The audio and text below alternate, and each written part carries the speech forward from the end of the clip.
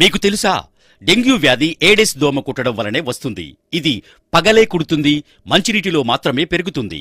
మనకు అవగాహన లేక మన ఇండ్లలో మనమే వీటిని పాత టైర్లు, పూల కుండీలు, కూలర్ల కింద వాటర్లు, ఫ్లవర్ వాజులు, నీటి డ్రమ్ములు, రోళ్లు, వాటర్ పైపులు, పగిలిపోయిన కుండలు, వాడని నీటి సంపులు, పూల తొట్లల్లో పెంచుతున్నాం. డెంగ్యూ వ్యాధి లక్షణాలు: ఈ దోమ కుట్టిన వారంలోపు తీవ్రమైన జ్వరం, తలనొప్పి, కళ్లలోపల పోట్లు, కీళ్లు కండరాల నొప్పులు, వాంతులు, కళ్ళు తిరగడం, ఆయాసం, విరోచనాలు, కడుపు నొప్పి, శరీరం మీద ఎర్రటి దద్దుర్లు లాంటి లక్షణాలు కనిపిస్తాయి.